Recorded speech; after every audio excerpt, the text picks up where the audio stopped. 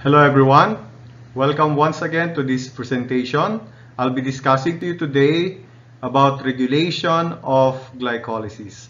So once again, I'm Dexter Pajarito.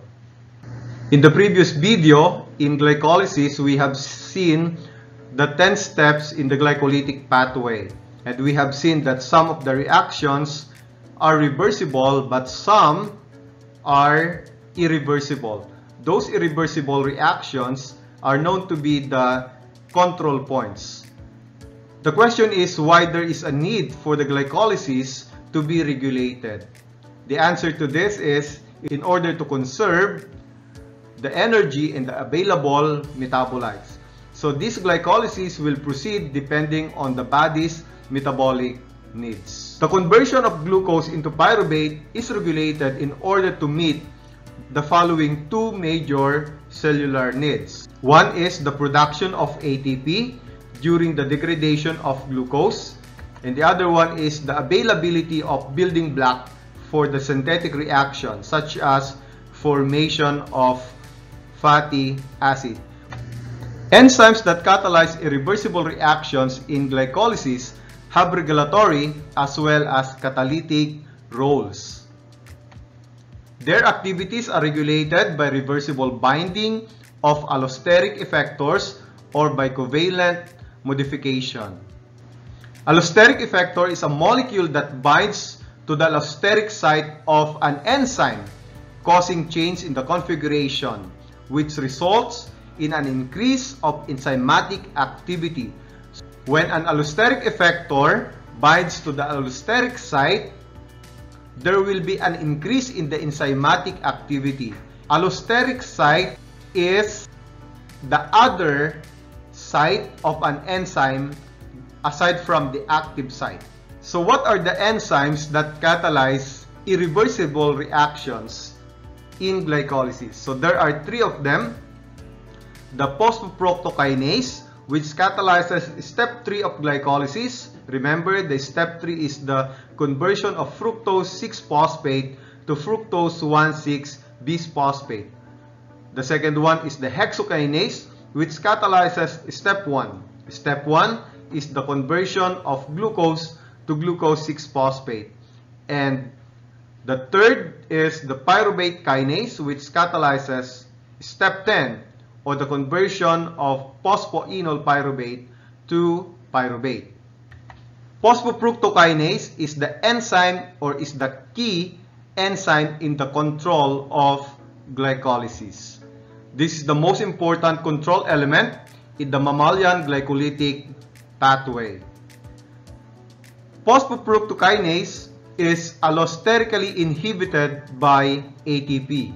High levels of ATP inhibits the enzyme, thus lowering its affinity for fructose 6-phosphate. There is no need to convert the fructose 6-phosphate into fructose 1,6-bisphosphate. When the ATP has been consumed, AMP will increase. AMP reverses the inhibitory action of ATP. Therefore, AMP increases the activity of the enzyme. It means to say that when AMP increases, ATP has already been used up.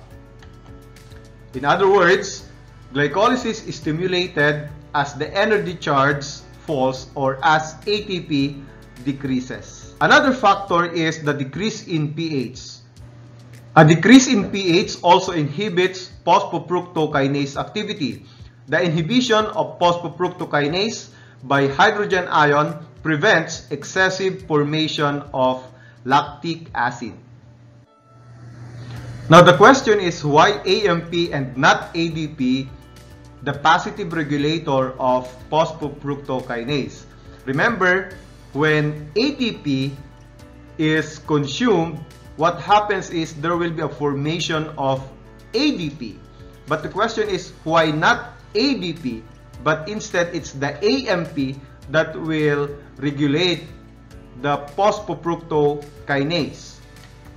When ATP is being utilized, what happens is ADP and ADP will combine to form ATP and AMP. This reaction is catalyzed by adenylate kinase. So, by this reaction, we can say that some ATP is recovered due to the action of adenylate kinase. AMP becomes the signal for the low energy state. Another molecule that inhibits phosphofructokinase is the citrate. Citrate is an early intermediate in the citric acid cycle. High level of citrate indicates that the biosynthetic precursors are still abundant and additional glucose should not be degraded for this purpose. Inhibition of phosphofructokinase by citrate enhances the inhibitory effect of ATP. Fructose 2,6-bisphosphate, however, is a molecule that has been identified as a potent activator of phosphofructokinase. The molecules that I have mentioned earlier, they are inhibitors. However, this molecule, the fructose 2,6-bisphosphate, is an activator of the phosphofructokinase. This molecule activates the enzyme by increasing its affinity towards the fructose 6-phosphate, and it diminishes the inhibitory effect of the ATP. Another enzyme that is important in the regulation of glycolysis is the hexokinase. Remember, this enzyme catalyzes the phosphorylation of glucose to glucose 6-phosphate. This enzyme catalyzes step 1 of glycolysis. This enzyme is inhibited by its product, the glucose 6-phosphate. Remember that hexokinase phosphorylates glucose into glucose 6-phosphate. The glucose 6-phosphate itself will inhibit the enzyme.